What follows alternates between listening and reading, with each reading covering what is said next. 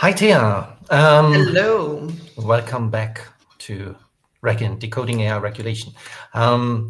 Here we go. And since I'm still experiencing some technical difficulties, I have to check whether it's working. Don't tell me that.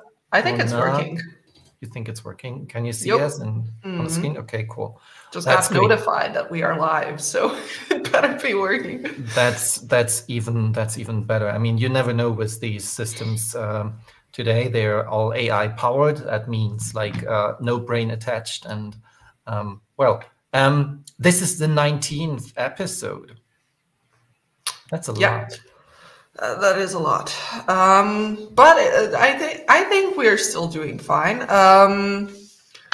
We had a couple of glitches along the road with some months where there were no episodes, but altogether, I think we are pretty decent in keeping this a regular thing. I would be interested to know what are actually people, I hesitate to call them listeners, but what our listeners would say to that. But hey, we're doing our best. Yeah, 2 years, and I think we will stay online, and we will keep updating you. And speaking of updates, do you have any? Like, did something happen last week, or was it just maybe if we usual can craziness? Pull up the slides. I think I have a few. Well, basically, I first of all have two self-promotional updates, which are not really updates. Well, one of them kind of is. Still, if you haven't, buy the book, send us feedback. We are looking forward to the feedback. But much more importantly, we are going to Dublin. We will be in Dublin on the 20th of March. And this is actually an older screenshot. So the early bird tickets are no longer on sale, but all the other tickets are still on sale. Kidding, not all of them, but some tickets are still available. So please do join us in Dublin. It will be a whole day workshop. We have some cool people joining us, and it would be great if we had even more cool people joining us. So hey, if you're in Dublin or don't have a problem catching a cheap Ryanair flight to Dublin to see us there, that's what we are doing. Do please register. We can be found on Eventbrite. And I will also be sending a link in our newsletter. #subscribe to our newsletter if you haven't already. And that's basically it for our updates. Well, no, it kind of actually isn't. We also filed a class action against TikTok in the last, week, 2 weeks? I've lost track of time. Last week. And we are the first ones to file a national lawsuit on the AI Act. There has already been a question asked by the Romanian court to the CJEU. That was not us. We are still based in Germany, but we did file asking claiming that the TikTok algorithm is illegal according to the AI Act. Article 5. I will be posting an article, or probably potentially an article series, because I have a problem constraining myself. Definitely a series about this soonish. So stay tuned. Follow us both. Follow me on Medium to get all the juicy insights of what we did there in the lawsuit. And I think that wraps it up then with the updates. And we can get straight to my rant, if that's fine by you. Do you have any more updates? Nope, not yet. Perfect. Oh, actually, we do have one more. We have Carrie with us today. That's not an update. That's more of an announcement. Carrie will be joining us in T-minus 30-ish minutes, right after we are done with our regular sessions. And until that point, she is sitting in the backstage. So, stay tuned at least until Carrie is there, or if you're watching us in a recorded mode, then you can just skip to around 30 minutes in. Then you'll get all the Carrie's rant insights, which are probably more exciting than mine. But still, before we get into into Carrie's LLM, investigations, I would call them almost. And before we get into some ugly stuff, I wanted to first have some fun, right? I like to think of myself as very open-minded, but some things seriously disturb me. And I'm just like, oh, excuse me, what? And this, my friends, is one of them. But despite me being deeply disturbed by the fact that we are investing time and money and basically all the resources that we have into making robots dance. Also, why exactly are we doing this? Is there actually a living person that wants to have robots as their backup dancers? I would be really interested to know. And I also want to ask this person what is going on in their lives. But, I do appreciate the engineering efforts of the whole ordeal. Plus, it also kind of made me laugh. So, I'd say give it a shot and then, let me know your thoughts later. Maybe dancing, killing, basically the same. Exactly. But okay, back to the serious stuff. And what can be more serious than understanding world leaders, which is, one of CIA's most important jobs. So, they have teams of analysts combing through intelligence collected by spies and publicly available information to create these profiles of leaders that help them predict their behaviors. Well, now we can at least fire half of them because outsourcing to a chatbot activated. Oh, yes. So over the past 2 years, the Central Intelligence Agency has developed a tool that allows analysts to talk to virtual versions of foreign presidents and prime ministers who answer back. And why is this triggering basically every single trigger that I have? Well, not only are they exposing themselves to the risk of models hallucinating with exactly 0% possibility of checking the accuracy of the results, but they are also consciously declassifying data or not declassifying it, but still sharing it with the companies that are providing them with the chatbot, while simultaneously gathering more and more data on anyone, stepping foot into the country. Marvelous. Second thought, I kind of had a taste of what this looks like at the last global negotiation conference, where we tested a tool allowing you to choose whether you want to negotiate with Trump or Obama. I chose Trump for obvious reasons. And, we went back and forth as to how we want to divide $1. And basically, my experience mostly confirmed most of my existing presuppositions about Trump and how he would act. But both my assumptions and the chatbot are only based on his external communication style towards the public, That is absolutely no measurement for how he would actually react in a more private or higher stakes setting.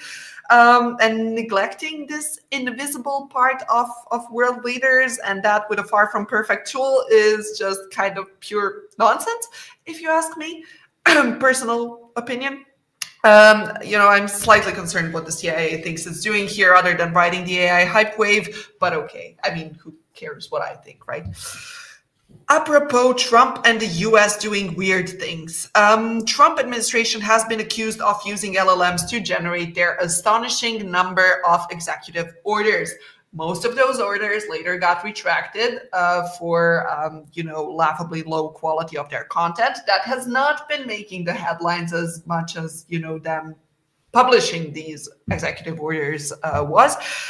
However, this goes way beyond the nonsense content of some of those executive orders, because there was also a significant amount of numbering and formatting issues, some of which were pointed out fairly early on Blue Sky by Mark Joseph Stern.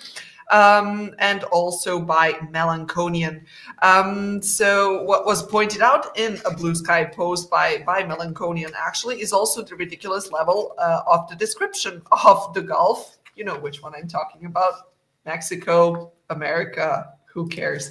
Anyhow, and Stern actually responded to the post by Melanconian saying that no human, let alone a lawyer, would have written this. Let me show you the 7th grade book report style description of the Gulf. And indeed, when they asked ChatGPT for a description of the importance of the Gulf of Mexico, it hit almost the same notes. I mean, using ChatGPT saves time writing, doesn't really save time reading, but it does look impressive because you have something long that no one will read, because who would want to read that? But, you know, no issues here. Some of the other orders also featured questionable errors and structural choices. For instance, there was the order to withdraw America from the WHO that included some inexplicably bolded punctuation points, while others, like the one effectively withdrawing US from a global corporate tax deal, failed to maintain uniform formatting standards throughout. Stern has also pointed out that these types of grammatical or formatting errors could, at least in theory, lead to trouble down the line for the Trump administration trying to enforce these executive orders. But I mean, beside the fact that, you know, they're also a completely disgraceful piece of legislation kind of for the US government, right? I mean, we are just neglecting that part for this point in time. To that end, is it possible that there were actually humans and the Trump administration behind the newly signed executive orders? Sans AI? Yeah, sure. Either way, the initial expert reviews of the executive actions are in, and according to those, the orders are weird and sloppy. And even if they are not AI, they feel like AI, which is not a great place to be in for the new Trump administration. Little bonus for y'all there in conducting the research for and of this whole Trump thing. I also re-stumbled upon a late 2023 article from Futurism in which they exposed fake AI personas writing and publishing AI articles on Sports Illustrated. All of these articles were then removed as soon as Futurism asked for a comment. So I thought I could make you all, you know, laugh a bit, I hope. So my favorite quote from this particular unholy idiocy was a warning that volleyball can be a little tricky to get into, especially without an actual ball to practice with. That seems logical. You know, I bet it can, AI, especially when you're an AI without a body and have to teach people how to learn sports. Difficult. I wouldn't want to be in those shoes. But moving on with our agenda on chatbot disasters and going into the realm of something, well, much more dangerous than, you know, saying that volleyball is difficult without a ball. So we had DeepSeek rewriting history in front of our eyes. So shortly after DeepSeek appeared in all the headlines as this revolutionary Chinese thing, which is as good as ChatGPT for the fraction of the price, more on why this might not be the case in a sec. Users on X already started posting screenshots of the chatbot spreading CCP propaganda, and also videos of the chatbot actually answering the post question with historic facts to then later delete them and say it knows nothing of the topic. Presumably that happens when you implement, you know, backend restrictions, but try to save on computing power. So, you know, it takes DeepSeek a while before it remembers that it doesn't know something. Oops.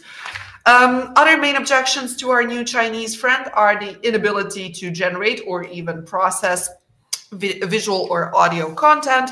This does kind of seem like a major deficit in comparison to ChatGPT and the rest of them, but hey, anything to save compute, and it's also good for the environment, so yay.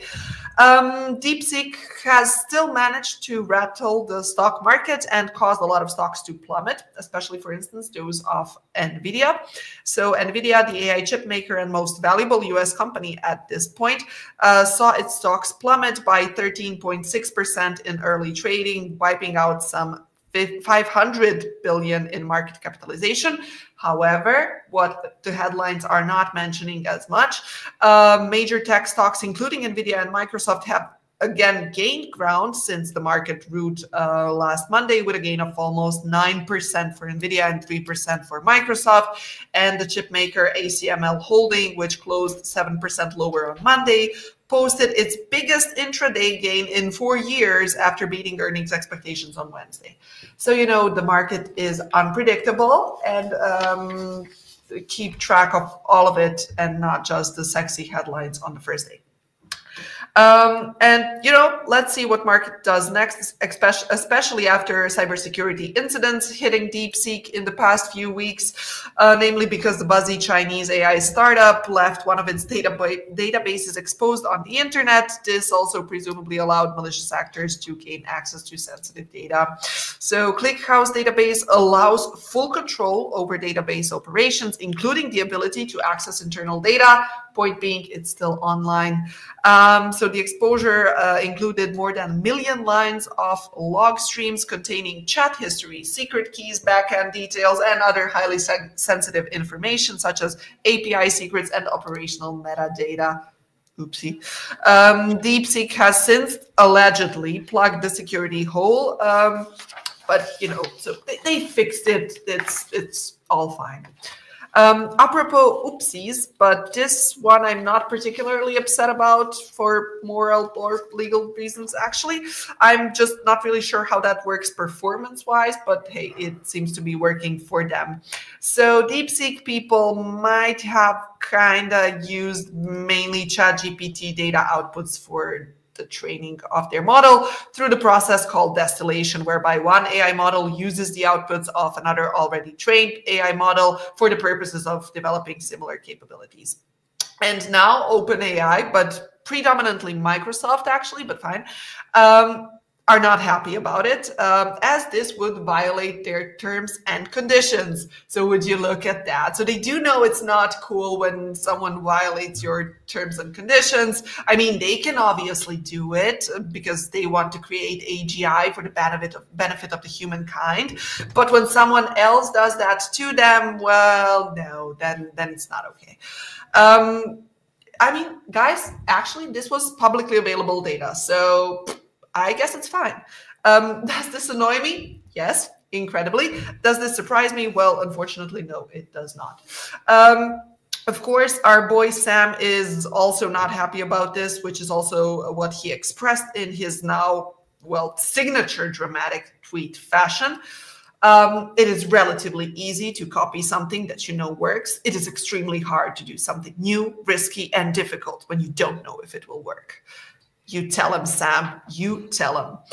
But now finally, to get back to DeepSeek's astonishing performance, the model is apparently not as great on most private benchmarks. Why? Well, when you train something using the distillation method, you are bound to experience model failure a lot earlier than if you are training on new, fresh, high-quality data. Second thing, your model is also kind of less creative and, repeats things even more than models trained on actually novel stuff.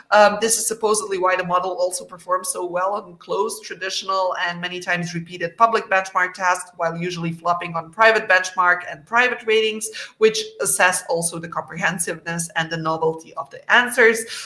Anyone interested in learning more about DeepSeek's technological base and accessing the more detailed reviews of the so far publicized benchmark tests, I would recommend checking out this Substack by Zvi Movshovitz. I pronounced that wrong 100%. I'm sorry, Zvi.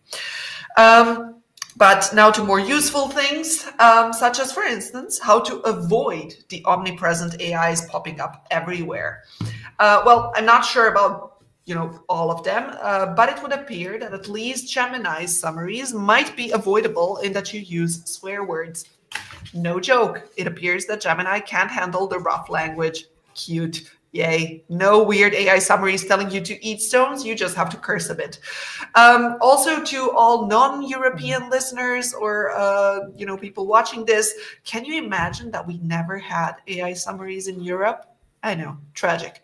Anyhow, if you need inspo on how to use cuss words, you might want to go talk to Grok Unhinged. For anyone not getting why they should be talking to Grok Unhinged, go watch the last episode. That particular chatbot has no problems whatsoever using swear words. It's in fact very creative. I'm sure you can find inspiration there. Once you master the art of cussing, you are, well, almost in Europe with all its nasty regulations. Apropos what it's like to live in Europe with all our annoying regulations. So unless you've been living under a rock, I'm sure you're aware that the AI Summit has been taking place in Paris. Now, before I start ranting about the rants that took place there, like the one from JD Vance, for instance, can we all just pause for a second and look at that venue? I mean, Jesus Christ, you got to give it to the French. They just have style.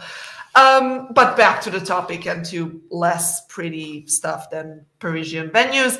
The AI Action Summit in Paris concluded last Tuesday when Vance told the Europeans their massive regulations on artificial intelligence could strangle the technology and rejected content moderation as authoritarian censorship. Vance was leading the American delegation at the Paris summit, and apparently he left just after his speech without listening to the European Commission chief Ursula von der Leyen, who spoke right after him, or the French President Macron, who gave the closing speech. Talk about a mic drop. Love it, so American. He did later meet with both of them separately to, talk. But it's important to demonstrate dominance, my friends. And yeah, that's what JD Vance did. Also, the US and the UK did not sign the final statement of the AI summit that said AI should be inclusive, open, ethical, and safe. That sounds rough. I mean, who would have anything against that? On the other hand, do we really need another vague political declaration? I'm not sure, my friends. I am not sure. As for us paranoid Europeans, Macron told the summit he was in favor of trimming red tape, but also stressed that regulation was needed to ensure trust in AI, or people would end up rejecting it. Direct quotes, "We need a trustworthy AI." A trustworthy AI. Just one, apparently. We don't need all of them to be trustworthy. Von der Leyen also said that EU would reduce bureaucracy and invest more in AI. Very interesting. I'm not exactly sure where we are getting the money to invest in AI or how they want to do that right after passing a beast of a law that will make development as bureaucratic as development can get. But sure, yeah, sounds great, guys. Let's go. Sum up, the AI summit basically revealed a widening rift in approaches to AI governance, with now UK swifting over to the US side. However, China swifting over to the EU side because they did sign the actual declaration. So it appears that the powers are shifting, and maybe this was not just a massive waste of everyone's time and money. Yay, cooperation. I'm sorry, I'm just annoyed. Okay, done with the governments and over to the tech bros. Elon Musk and a group of investors just made an unsolicited $97.4 billion offer to acquire control of OpenAI's nonprofit arm, escalating tensions once again with his former buddy and company CEO, Sam Altman. The details, the bid was submitted by Musk's attorney to OpenAI's board. It comes as OpenAI attempts to transition from a nonprofit to a for-profit status, officially transition, I'm sorry, with a pending $40 billion investment from SoftBank at a $260 billion valuation. Musk said he aims to return OpenAI to its open source roots and promised to match or exceed any competing bids for control of the organization. Sam's response, you are asking yourselves? Well, I will say one thing. Ouch. So Altman responded again on X, offering to buy Twitter for $9.74 billion. Yeah, much more shallow pockets there, but hey, it was still a slap, even if a tiny one. He also called Musk an unhappy swindler, basically. I just love these guys. They're a never-ending source of my entertainment. Speaking of which, Sam posted another blog with his 3 predictions for AGI. If we count all the previous one, this probably brings us to about 10,207 predictions at this point. But actually, these are observations. My bad. These are not predictions. These are observations. And I would like to bring your attention to one of these 3 in particular, which says the following. The socioeconomic value of linearly increasing intelligence is super exponential in nature. A consequence of this is that we see no reason for exponentially increasing investment to stop in the near future. The only important thing here is basically the pitch for investment contained in the last part. But this exponential investment. Exponential investment. Thank you. And this, I mean, this is not just literally subpar. This is also a wish rather than an observation or a prediction. But maybe he's counting on self-fulfilling prophecies. I mean, it has been working well for him so far, so why stop now? One final thing, and then I promise I'm wrapping it up with Sam. OpenAI is going to try being a strong independent AI company and make their own chips. You know, now big tech companies like Meta and Microsoft have struggled to produce their own chips for years, and despite years of research, plus, you know, the recent market roots triggered by DeepSeek kind of raises questions about, do we even need that many chips in the first place? But never mind, OpenAI is doing their own thing. He's committed to the non-profit. Yeah, of course. Anyhow, their in-house chip production is actually going to happen in Taiwan. And as we have learned, you know, earlier in this episode from our friend DeepSeek, Taiwan is now a non-alienable part of China. Did someone mention a tariff war? No. I have no idea what we are talking about here. This is going to work out great. Anyhow, interesting move. Let's see how it plays out. Who am I to say? Oh, and one more semi-related thing. There is a new player in town when it comes to chip production, and that new player is called Grok. No, not Musk's Grok. This one is with a Q. I seriously wonder what these guys are on sometimes. Back to the important stuff. So Grok with a Q just secured $1.5 billion from the Saudi government to power the AI agent developed by the government, who is able to respond in both English and Arabic. Talk about a real agent for a change. Nothing could possibly go wrong here. Anyhow, with OpenAI also trying to develop their own chips, we'll just have to wait and see how the market, and NVIDIA in particular, reacts to all this chip production taking place. Meanwhile, in an alternate universe with which I want nothing to do with, you know, deleted TikTok, despair no more. Because people are now selling their phones with the Band app pre-downloaded for eye-watering prices.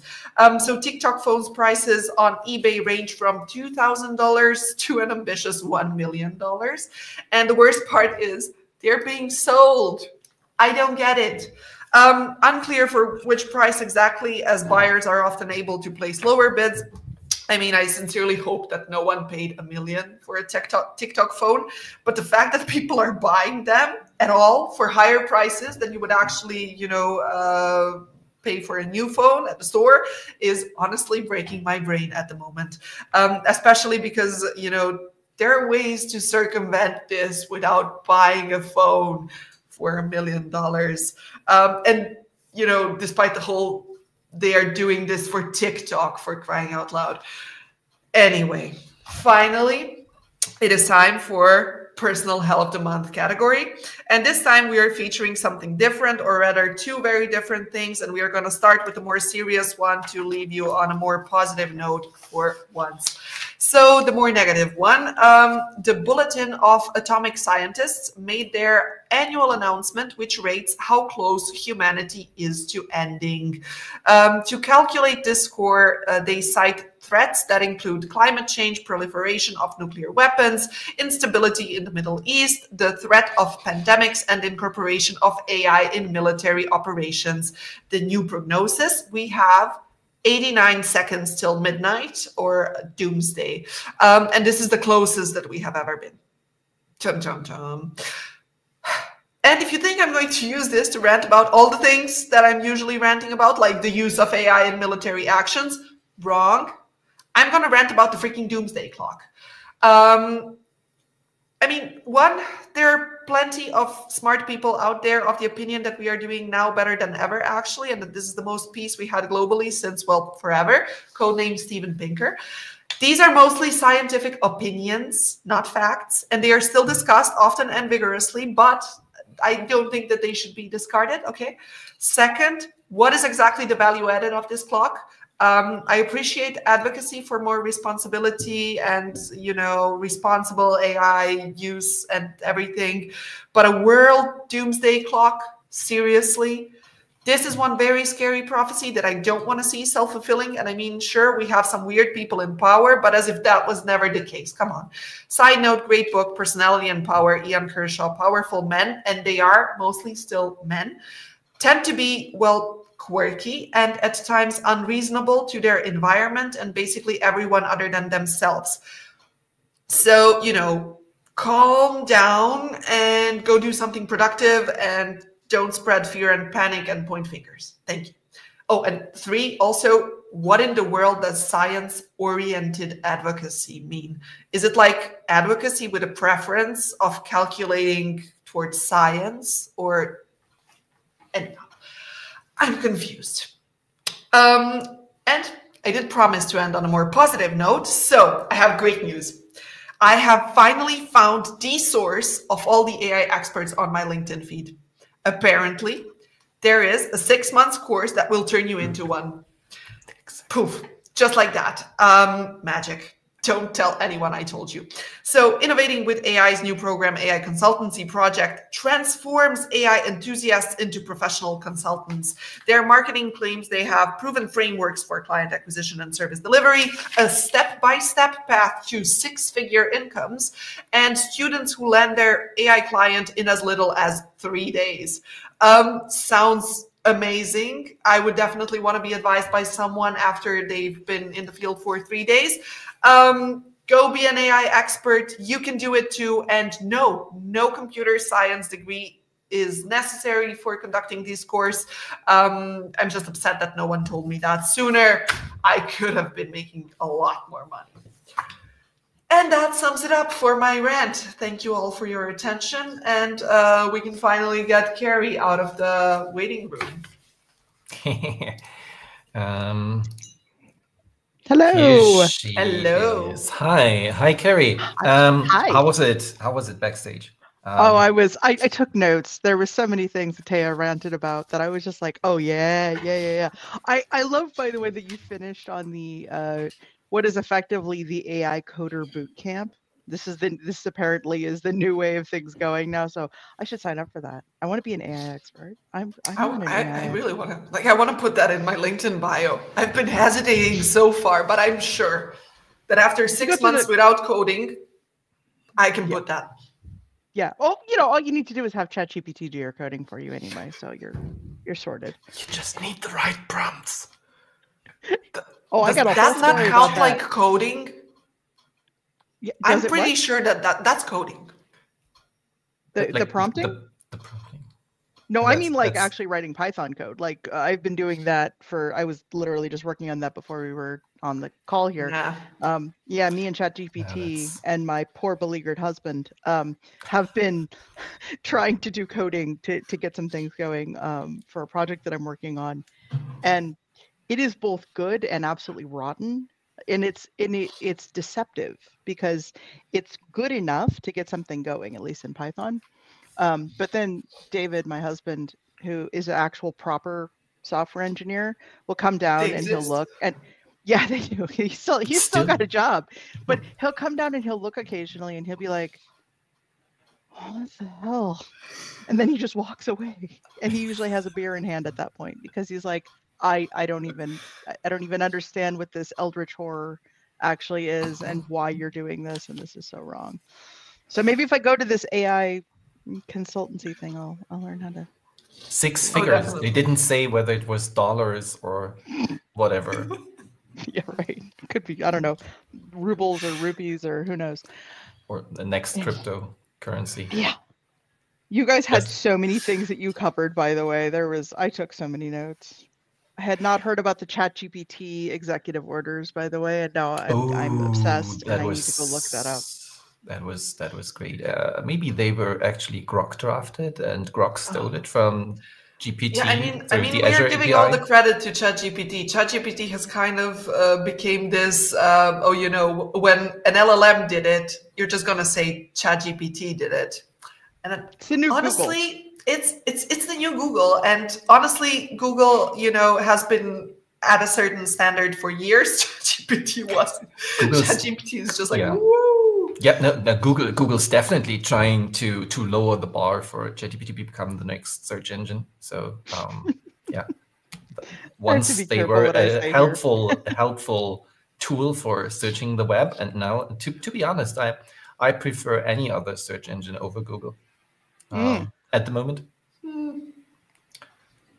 No, it's like really. Also, it's because we blocked all Google ads. So whenever I click on a Google ad, which is basically 90% of the search engine result pages, then our firewall blocks the access to that landing page. That's a good rule setting. I'm kind of I should do that. Set it all up. Yeah, I don't say I did this on purpose, but I figured out that this has to be the case, and so I start my Google research on page 2. Actually, I have been doing that recently as well, but the first page is mostly advertisement anyway, so I'm sure you can skip it. But I'm loving how this whole episode is now turning into one big rant. It's actually never going to stop. This is great. It's like a dream come true. How could it stop? So I mean, we also received a lot of like great comments both on LinkedIn and on YouTube, and unfortunately the YouTube ones I can't display them because they are. But thank you anyway, even though they were like sexual insults to the people you mentioned during the rant, but sexual insults. Wow. I smiled a lot. I think I figured. Yeah. Anyway, it's a. I will have to go check out these comments. Why do I not see them?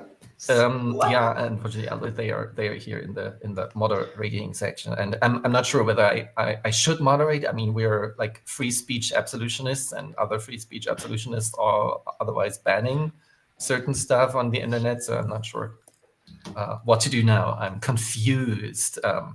I should ask Grok what to do.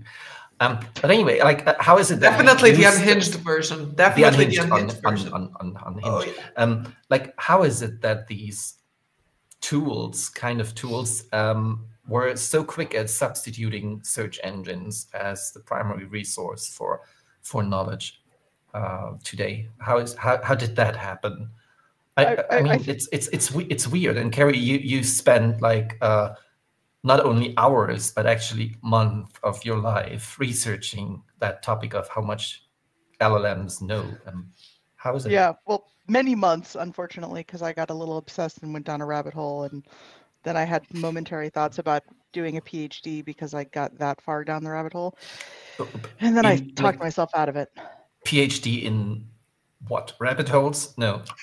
No. The overlap between machine learning, and uses, and then the law, and kind of balancing that against what the law says. Interdisciplinary approach. I mean, sounds cool. There are so many professors out here looking for PhD students. So here's one with a great topic. Call me. Do I have to know German though, or no? I think there are other universities. Germany difficult, but there are still some where you can do it in English. Not a lot. Nice. Yeah, I don't think I. But in theory, possible. Yeah. Well, hey, I might. Yeah, give me a call, guys. Yeah. So I think it's interesting. You asked a really good question though, which was, why are so many people using it as a search engine? And I think it boils down to the fact that most people, or a lot of people, I won't say most, but a lot of people don't actually understand what the limitations of these systems are. They're not oracles. They're not perfect. They do work. Like I said, the project that I'm working on, it's a really good use case for an LLM. And so there are those kinds of use cases.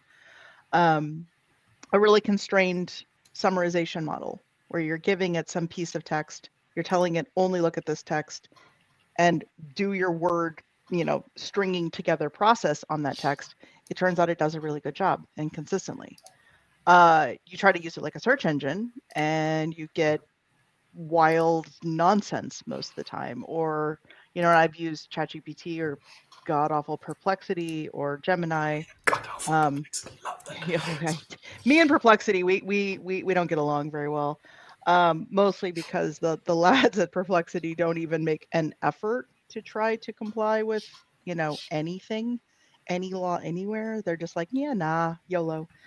And so a lot of these tools are not search engines, but the marketing teams will say they are, and then people use them like they are, or people use them like they're case generation engines or for important things that actually matter, where you're making decisions about people, for instance. That's not what these tools are designed for. And so, yeah, you get kind of garbage when you're trying to make a tool do something that it's not adequately good at. The problem is the average person doesn't know. Ah, cute. We have 2 guests. Oh no, that's so sweet. Should have announced that. I'm such a cat person. You just jumped up.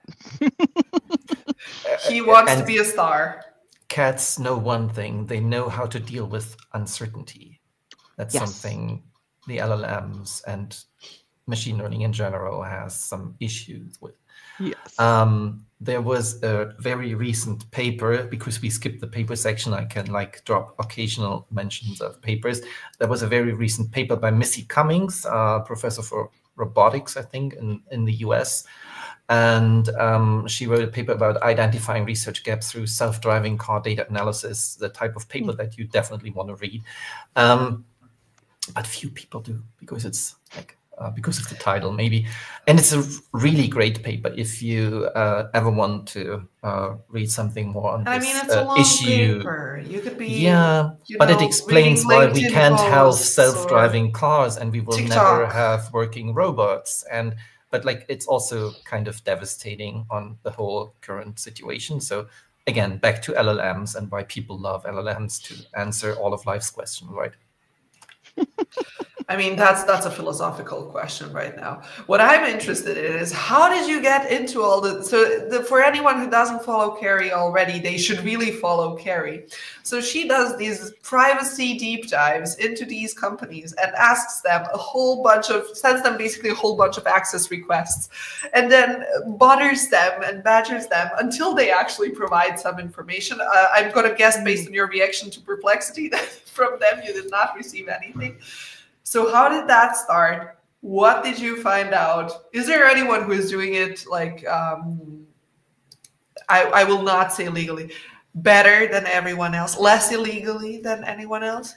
Yeah, I mean, I think Anthropic, to a lesser extent, Google, set up their models to not just blindly copy everything on the internet. They still, snarfed a whole bunch of things. They still did web scraping, don't get me wrong, but they did some actual data cleansing ahead of time. And I think they built in some guardrails that were somewhat robust, such that if you do a search for who is Carrie Lenning in Anthropic or in Google or anything else, or a Gemini, you're not going to get anything. And it's just because the bottom line is who is with name is just like, there's a rule that says we're not going to provide personal data, right? So it does better. Now, if I wrote a command that said, translate this into ROT 13, or, here's my ROT 13 code, and it says who is Carrie Lenning, maybe the guardrail won't work anymore. I don't know, but it's worth, but at least they're trying. And Anthropic has spent a lot of time writing as part of they have like a thing called Clio, where they talk about what they're doing to actually be legally compliant. So there's some that are doing better. And then there's just the free-for-all, OpenAI, Perplexity, and obviously DeepSeek, where there's absolutely no anythings whatsoever. OpenAI, I wish they had gotten back to me a little bit more. OpenAI was like pulling teeth. I got some answers, but they still technically haven't answered my questions on the substance of like, okay, guys, how are you actually blocking? They did make it so that a search for my name or, some clever adversarial techniques to find my name that I know had worked before in the past no longer work. And they seem to be keeping that consistent across models. So they do have guardrails. They do have some mechanisms to at least comply, with air quotes, for a right to be forgotten request. They are not complying with the erasure aspects, though. Not at all, because they're not changing their fundamental, training data. They're still stealing stuff. I mean, it's also kind of too late for that, right? They've built this thing. They're, claiming that it's AGI whichever way they define it, they can't really delete that. And they're sure as hell not gonna start from scratch. So they could. I mean, it's of not course that they could. It's not that they can't get rid of things. Where things go sideways in a hurry is if they started with clean data in the first place, this would not be an issue, right? There's a couple folks out there who are trying to do proper clean data to start, and they have gone out of their way to sanitize, to collect legally compliant actual public data, as opposed to, and when I say public data, I mean SEC in the United States publishes this information, they make it public, and so that is, in at least the U.S. context, that is actual public data. But they're going out of their way to actually make efforts, and it's really hard. It's super, super hard. If OpenAI started doing that, then yeah, they could do it. And it would also involve them having to understand not only the data that they have, but how those individual data points can relate to one another. Entity disambiguation, which is to say, like, if there is a Carrie Lenning like me that wants the information to be gone, it shouldn't necessarily trickle over to other, like if there was a famous Carrie Lenning, a historical Carrie Lenning somewhere, it shouldn't necessarily trickle into that person's data. They can't do that right now. It's very much a blunt force tool, and it's not a very good one. So yeah, these are hard problems. I got interested in it because someone asked a question on LinkedIn, and it was a question indicative of how lawyers think about engineering problems sometimes. OMG! Why would anyone ask? No. Well, no. It's. I mean, they're good questions, and it's a valid perspective. But it's the thing is that lawyers, and a lot of policymakers, for that matter, don't actually understand what I call fractal complexity. They don't understand that systems are complex. They think, and a lot of people still, surprisingly, think that AI is a monolith algorithm, or they think that OpenAI's system is a monolith, and that it is one thing. I mean, what are we talking about? Remember the Macron statement: "We need a trustworthy AI." Yeah, and that, I think that mental could be a system of systems here. It could be a system of systems. So you guys were least in your book, were at least talking about the understanding of, like, look, we're not just talking about a single system, we're talking about components and different connections, and this machine learning model is going to necessarily feed on this algorithm, and is it going to necessarily populate to these parameters and do all these other weird things. But the policymakers aren't thinking like that, and so they're thinking very monolithically, they're thinking very simplistically, and so to them, yeah, that the law should be perfectly able to be complied with as it is written, and that I just don't think is realistic to just how any of these systems actually work. It doesn't mean that they should get a pass. It doesn't mean that we should just be like, oh well, it's not possible, so OpenAI can do whatever the hell they want. But it does, I think, mean that we should maybe re-evaluate some of how we conceptualize existing laws, and we apply these kind of very deterministic laws sometimes to non-deterministic systems. Wait a sec. Could you break that down for me, ChatGPT? IQ modulation for someone with a 90 IQ. Like, again, like deterministic laws for non-deterministic systems. Non-deterministic systems. Okay, yeah. So, please. So, right. So remember, like, the GDPR is foundationally based on the idea of databases and filing systems, right? Automated systems that you can access data, that you can access a record in a database that has a key and values. Sometimes those, I'm simplifying here. There's different database structures and things like that. But fundamentally, what that what a deterministic system like a database is I can type in a search for ID 12345, and it will always output the result of Carrie Lenning and then my address and my phone number and whatever, right? And that makes the complying with an erasure request or a rectification request or a, whatever else request under the GDPR is relatively straightforward. You can just go to that record and fix that record. You can identify that record and who Carrie Lenning is in those records. In a system like a large language model, or in a lot of these other systems where they are dealing with parameters and embeddings and vectors, they're not storing records. They're storing weird little connections and networks of things between words in contexts that change. Sorry, my cat likes to poke me when I talk too much. And so the same rules don't apply. They certainly don't seem to apply as cleanly as the filing system or as the database model that the laws were constructed under. And that's borne out in a lot of the research. So when you do research, when you do look at machine learning and how systems actually, these kinds of large language models or, transformer model systems work, you realize very quickly, okay, well, this is not like a database. This is something different. And the results that it can come up with may change depending on what the weights are, depending on the context of the query, depending on the time of day, depending on whether the model has been trained with some new data or whether or not it's searching the internet or any number of other things. And it produces non-deterministic results that may change because of those changes. Yeah. And so that's what I'm getting at when I say you have deterministic laws that are trying to be applied to non-deterministic systems, and that's really hard.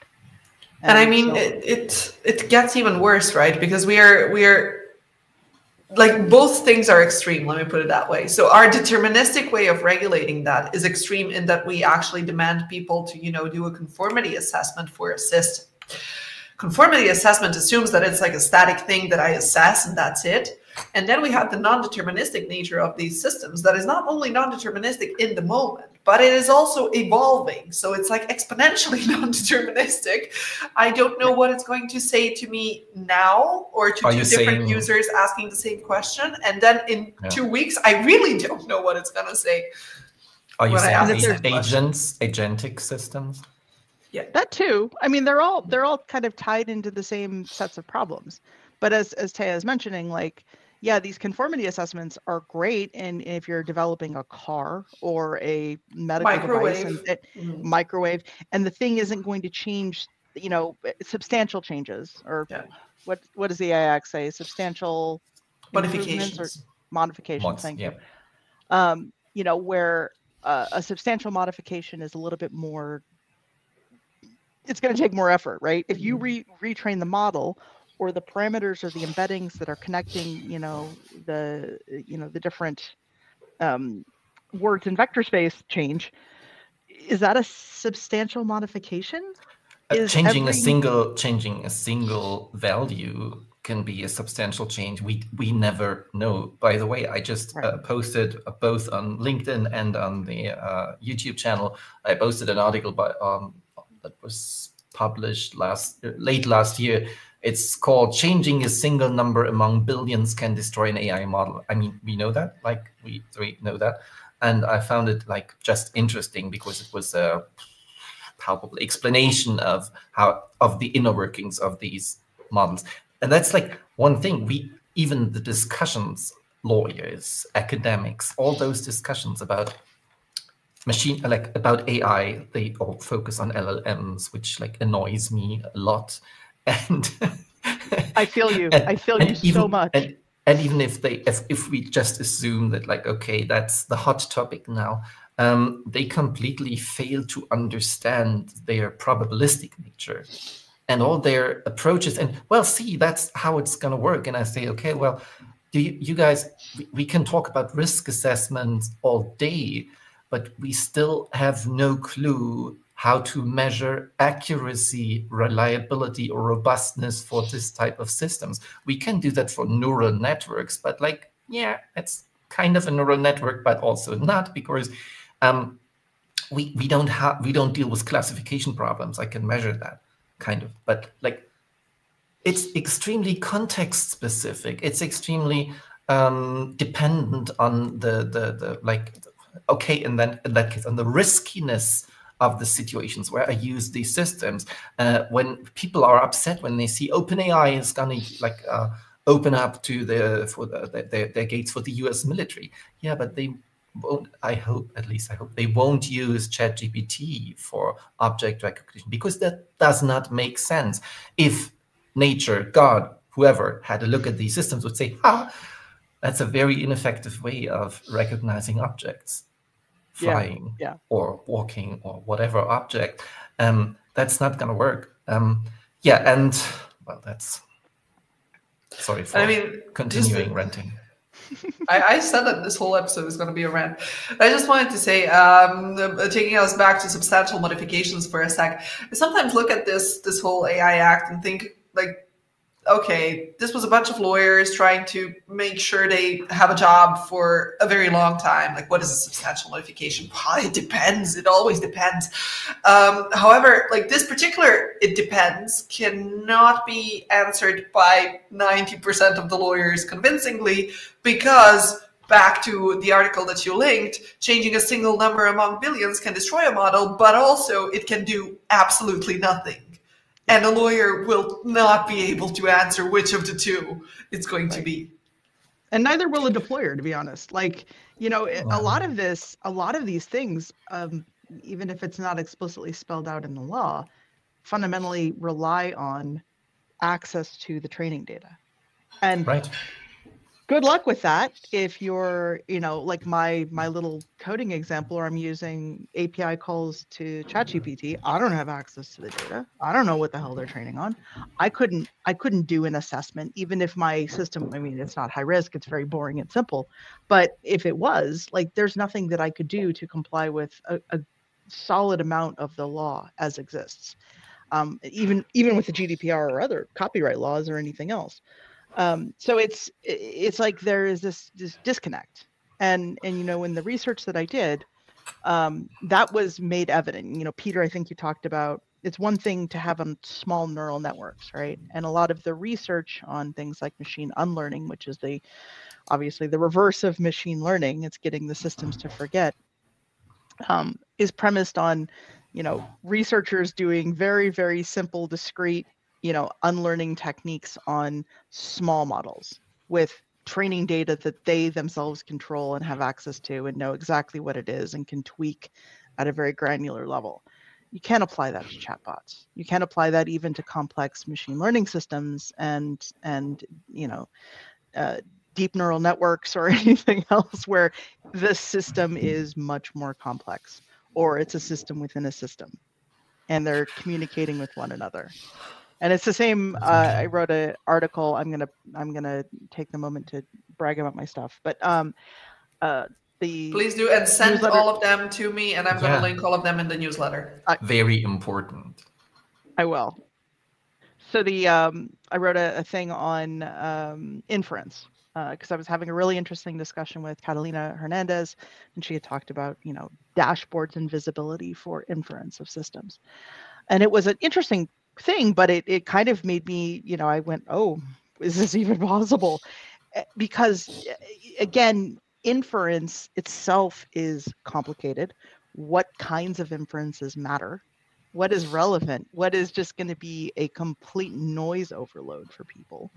How will it be interpretable to most people? Like if I find out that, you know, a particular machine learning model is making an inference about me, and it tells me what that inference is, but it doesn't necessarily have the capacity, you know, in its own understanding to say this inference is exactly why I, you know, decided you were not worthy of credit. Is that meaningful? Is that helpful to anyone? Or is that just going to cause kind of distress and confusion? And even with a large language model, there's lots of inferences you might be able to get out of these systems that will be completely benign or useless, and just getting those alone are going to be challenging. So conceptually, these problems, I think, are going to require a lot more analysis and a lot more engagement with engineers, with technologists and stuff, than what the lawyers and policy folks were actually envisioning. And that's why you can see it in the law, where they basically said, we'll figure this out. You know, the commission will figure it out, or the AI office will figure it out, or the individual regulators will figure it out.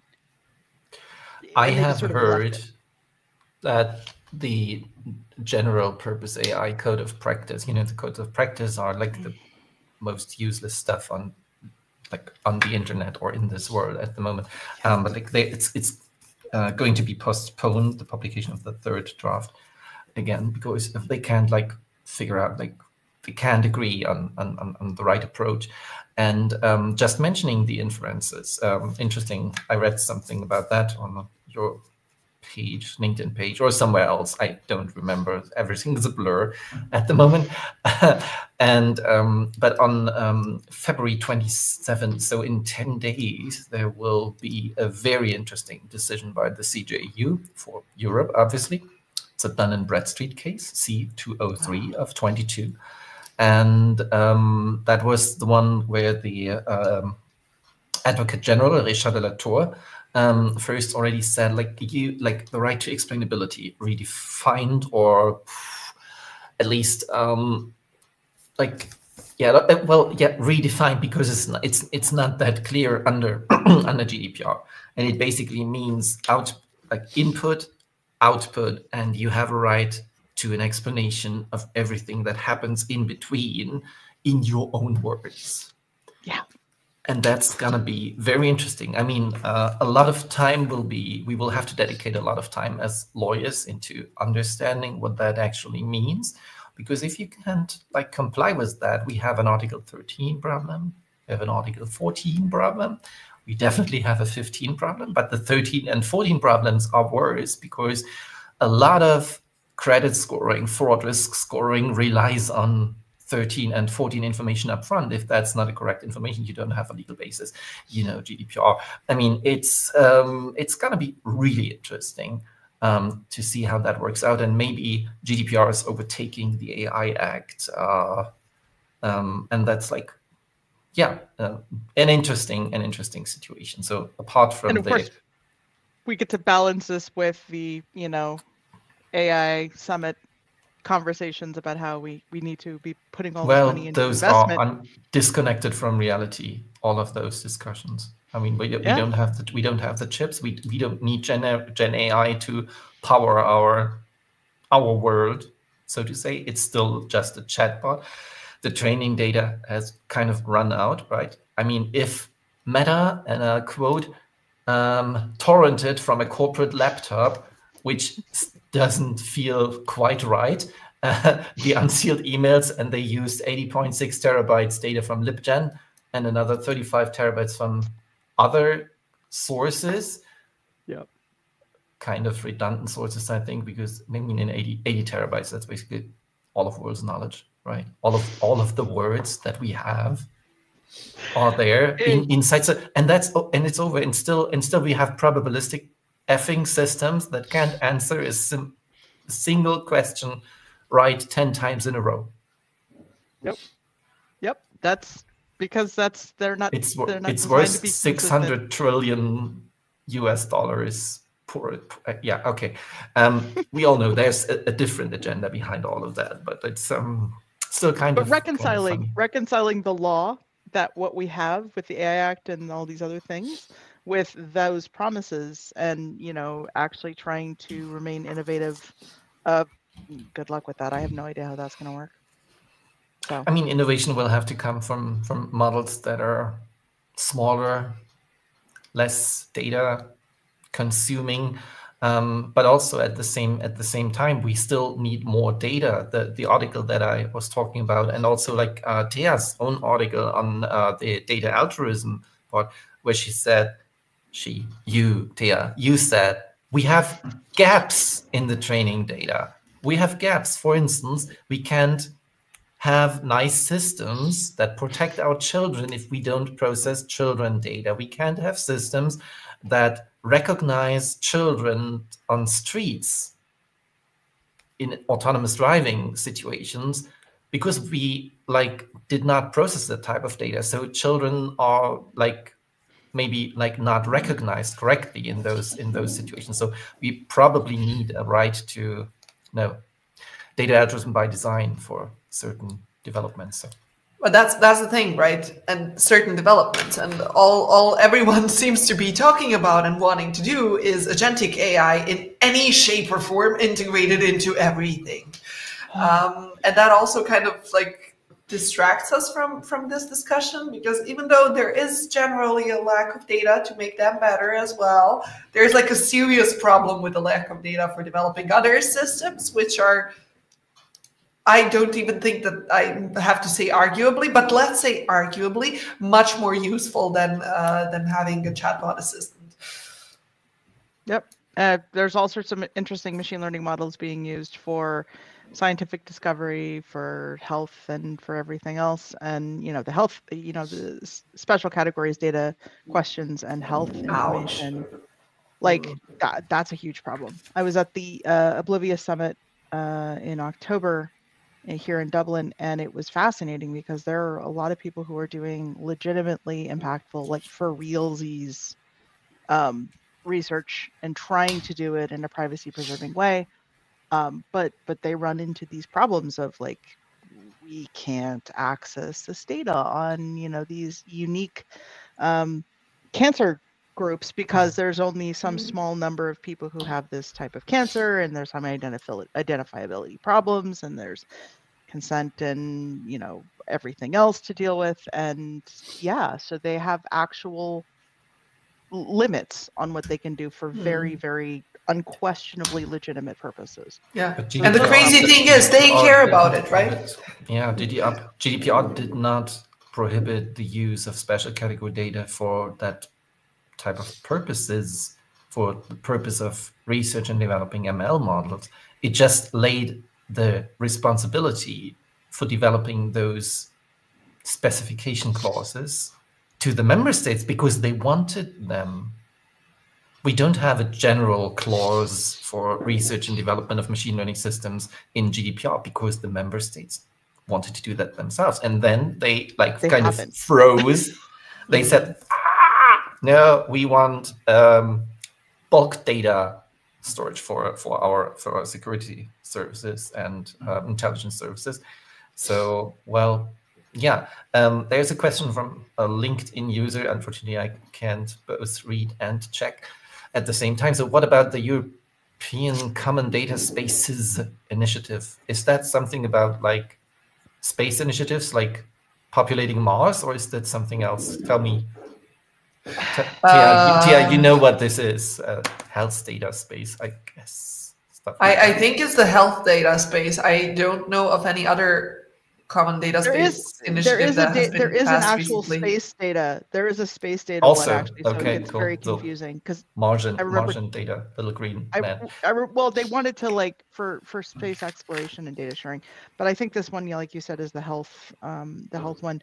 I have seen some of this stuff, but you might know more. I don't know. No, I honestly this is probably the one that I dealt with the least, also because, well, the least amount of our clients are actually in that particular field.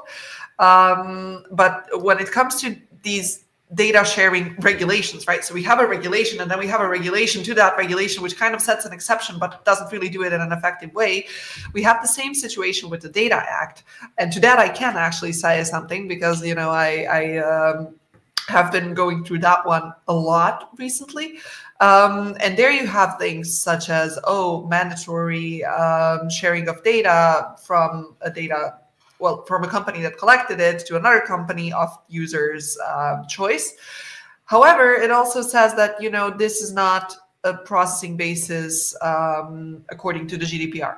So then you have a question, okay, so what do I actually do with this provision? Is the request from the user also the consent by that user to process the data? Well, the logical answer would be yes.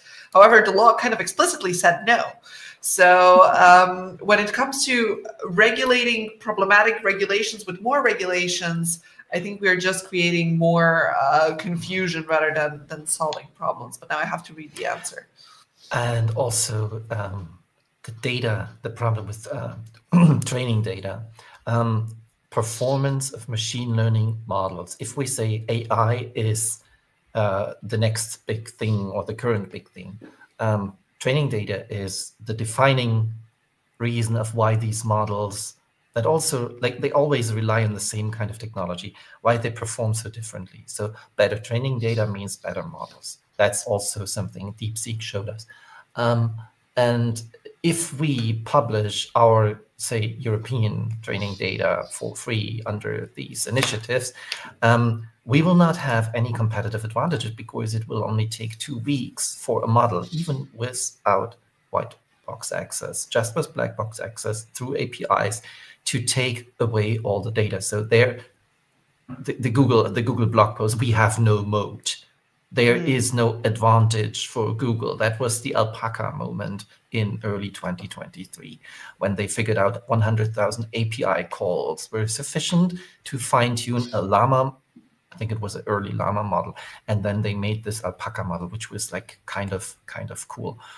And in the end, so there are like, people want to have this working health data space where they can share and develop projects, blah blah. But then there are the actual data subjects like us, and some of them don't want to be in such a health data space. Lots of them. That's a societal issue. And then there are others just developing or creating, manufacturing new models based on data from the Philippines, and they're going to deploy it here. So it's not geographically representative and otherwise working, but still there are cool models out there.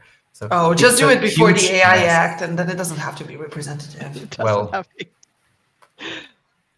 but I mean, the problem with all these initiatives, like, okay, yes, we have the data subjects from the one side, and then, as you rightfully pointed out, most of the companies holding most of the data don't really have an incentive to participate in these actions. And well, what are we doing then? So, okay, we'll have 5 little guys combining their data and having a bit more data. But in terms of developing functioning machine learning systems, and is also, it going to be enough?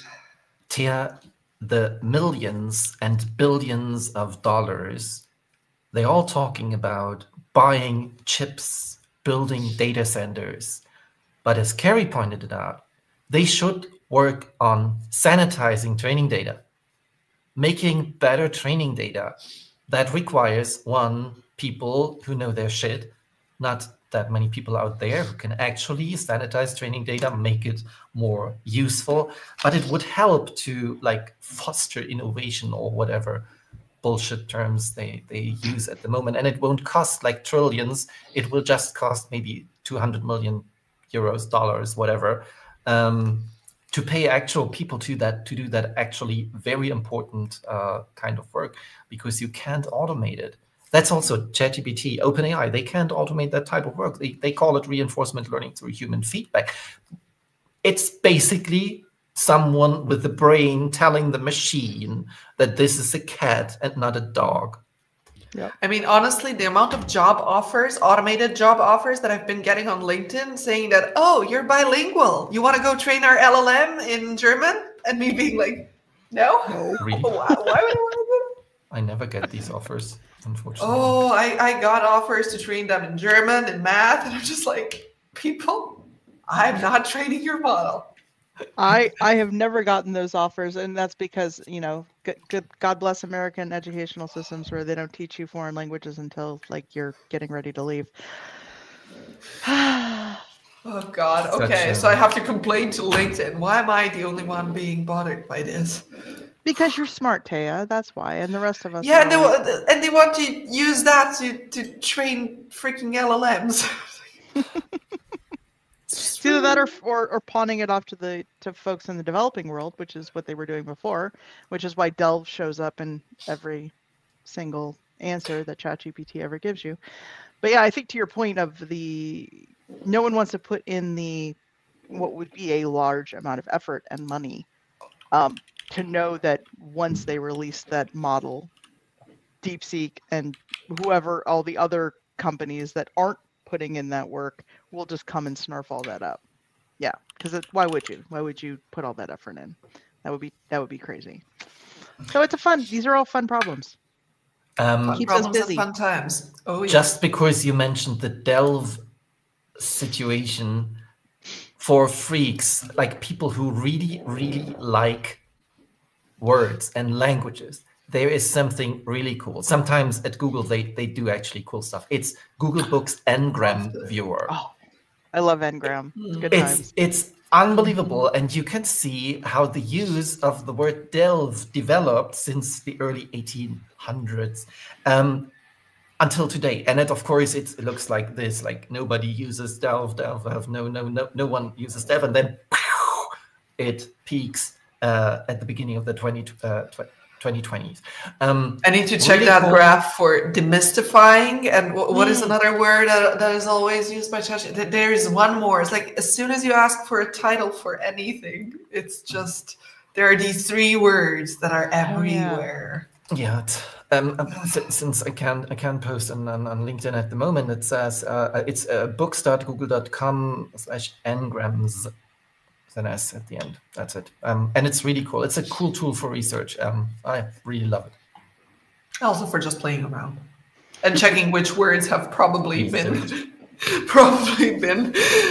spread rapidly by the use of LLMs and people who just ask ChatGPT to draft something without actually changing it afterwards.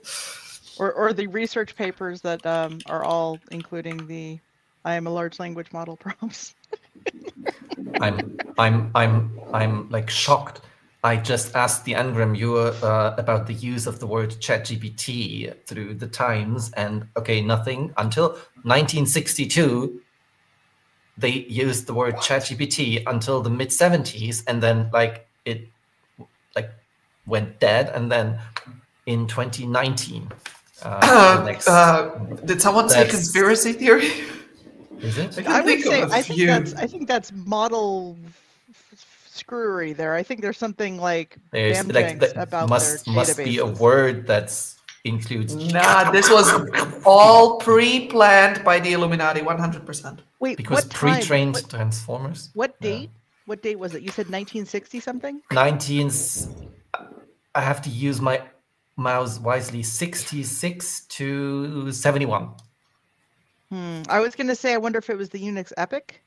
A lot of times when people will have dates on something, and the Unix epic was when things changed over in date format, and so a lot of things it will reset to the Unix time of what was it, January 1st, 1970 or 1969. Or they just mislabeled the publication dates of the books, right? But you can click on that's it. It's extremely fascinating. You can click on the date, and then it shows you the books, but that's not working out because that book is from 2004.